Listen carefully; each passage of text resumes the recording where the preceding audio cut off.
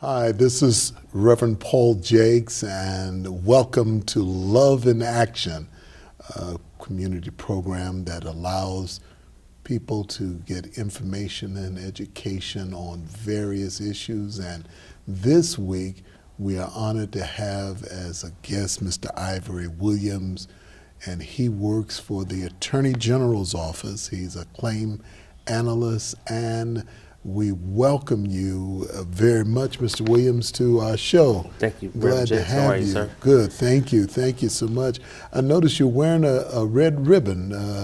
Is that because of this being a special week? What week is this? This is, first of all, thank you for inviting me from the Attorney General's office, Lisa Madigan. And this is Pleasure. Crime Victims Week. Okay. We are here just to let the community know and let the people of Illinois know that, it's help out here, and we are here to serve and do our best to help the people of the state of Illinois. Sounds good. So this is National Crime Victims' Right Week, and there have certainly been a lot of victims in the state of Illinois, a lot in Chicago. Yes. That have been victims of homicides, and sometimes we have all these cameras up on the poles, and I wonder sometimes whether it really helps. We kind of need an officer somewhere to help catch some of these victims, and not only victims, but I'm talking about these that are assailants against our community. So I'm glad to have you, and hopefully we can look at and discuss ways that families can be helped in so many ways. I understand that there was an act in 1973 that allowed for people and families that need assistance to get that assistance. And I have read in some of the books that it can go up to $27,000 to help with funerals and also some hospitalization. Maybe you can tell us about that particular act that provides help. Okay. The Crime Victims Compensation, we have a program for the Attorney General's office that was acted in 1973. We are one of the first states to create the program, and now every state in the United States have crime victims compensation. So the compensation program is divided up in two. It's funded by 60% of general funding and 40% of grant funds. And the act is referred to as VOCA, F-O-C-A. Who is a victim? A victim is a person killed or injured as a result of a violent crime in Illinois, the spouse that's of a person killed in Illinois, the parent of a person killed in Illinois as a result of a violent crime, an individual who personally witnessed a crime is a victim also. An Illinois resident become a victim of a crime in another country also, meaning that, for example, France and Mexico do not have compensation programs. So if you're a victim of a crime in one of them countries, you can apply it with us. And for the purpose of counseling, only a person under the age of 18, that means a brother, sister, half-brother, half-sister, child, stepchild, is a person of a violent crime. So actually, this program allows also for counseling to families. Will it pay for Yes, sir. Professional counseling? Yes, sir. That is very good to know, because there's so many victims in Chicago that they're so impacted. I just counseled a family this morning, and they had a family member that was shot, and they're going through so much stress, and they just need support services. And so this is good to really know. Tell me, what is a violent crime for purposes of the compensation program? What's a violent crime? A violent crime is first-degree murder, Mm-hmm. second-degree murder, involuntary manslaughter, assault and battery, sexual assault, sexual abuse, child pornography, exploitation of a child, kidnapping, domestic battery, arson also, stalking, driving under the influence, reckless conduct, hit and run of pedestrian, and violation of a domestic order protection. I say. Now, let me ask this question. Does any of these cases have to be solved or in the court in order for them to receive the services from your office? No, sir. In order to qualify for the program, you have to fill an application out first. Okay. You got to file an application 2 years. You have 2 years after the date of the crime to fill an application Okay. out. You have to fill it out. You have to notify law enforcement 72 hours. You got 72 hours to notify law enforcement to get a police report so we know. For a sexual assault, you have 7 days. 7 days to a sexual assault kit would help also. We have to cooperate with law enforcement in the process of the application process. Okay. You know, I just want to say that, I think this program is fantastic and it's a good program. But who does the advocacy? I mean, is this a regular advocates in the street or pastors? Because how do people know that the Attorney General has all of this available? well, Maybe this program is helping people today. yes. Okay, Yes, all we're right. gonna try to do our best to. You can always call the 1-800 number.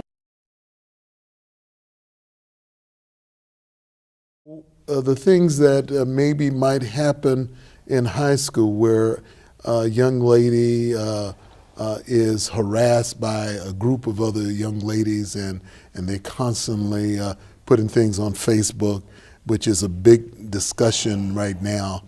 That's not a crime yet? No, sir. I say, well, legislators, you have that responsibility. I think that a lot of the U.S. Senate are calling upon Facebook to look out for the best interests of the community. But property theft, can you deal with that a little bit more? Property theft is not a crime. Like if you get your car shot up, it's not a crime. We don't cover it. Wow, We don't cover cars. I see. So That's interesting because Yes. when I ran for mayor of Chicago, my car got shot.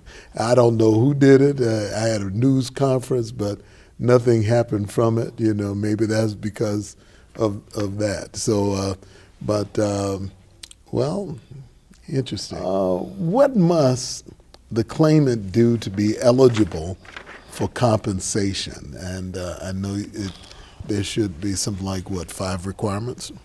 it's 5 requirements. Like I said earlier, you have to file it within 2 years. Cooperate with the police. You must not contribute to your death. Meaning, you can't. How can I put it? I'm trying to put it in the right way. Well, you can make it long, short. You can't contribute to your death by fighting, gang banging and throwing up your gang signs, and you can't be doing that in the midst of the crime. That's Okay. you'll be denied for if you apply with our office. Oh, I see. Now, does that mean if the young person had been a part of a gang, but no longer, because some people get saved, because Yes. we're Yes, they do. witnessing to them in church all the time, and that history would not haunt them or keep Not at all. their family from If being. you're not doing nothing at that time of the crime, you can still apply for crime. I see. So families are the ones that actually get the compensation, and but a letter has to be written. Does a judge have to be the one who okays this? No, sir. Okay. No, sir. So, so there's no letter that has to be written to a judge. No, sir. They just write it to you. No, we just fill an application out. We do the procedure. We get the police report. We investigate the crime, and we'll make a decision, and we'll send it down to the Court of Claims. And then if it's payment, then they'll send it to the comptroller's office. Okay, the Court of Claims. Yes, Okay. I'm very concerned about the program, and I really want to know, when we talk about all of these expenses, you know, because we have a hospital right in the area, Michael Reese Hospital, and so many cases go there. Same thing with some of the hospitals on the south side that have also experienced it. You know, so what expenses are covered in order to help these victims? What's covered up under crime victims? Hospital and dental expenses. You can apply for that. The ambulance service, because sometimes ambulance, you know, it's not covered, so you can apply with our office and we can help with that bill. Mental health and counseling by a licensed provider, not by your friend. Okay. He had to be a licensed provider. Okay. Transportation from your medical and counseling facilities. Loss of earnings. If you apply for loss of earnings, you know, and you qualify, it could be like $1,250 a month, up to $27,000. Relocation. Now, if you Yeah, tell me about the relocation program. So that means that the family that testifies in court about what they saw and they're fearful, they can be relocated. in some cases you can, yes, you can. Meaning, if your loved one happened to get injured in front of your house, you can apply for loss of relocation. Up to around about how much? Well, it all depends. You know, you can apply for your first month's rent and your moving expenses, like your moving your storage area in the truck. You know. Yep. That sounds good. And loss of support. A person can apply if a loved one get shot and he passes away. The wife or the husband can apply for loss of support, and they go by life expectancy, and that can total up to $27,000 too. I see. Okay. Funeral and burial costs, we cover up to $7,500 for funeral and burial costs. Wow. Well, what if there is insurance that you know, just needs or reimbursement of other sources? For life insurance, if you have a policy no more than $25,000, we subtract the first $25,000, and then you can get reimbursed.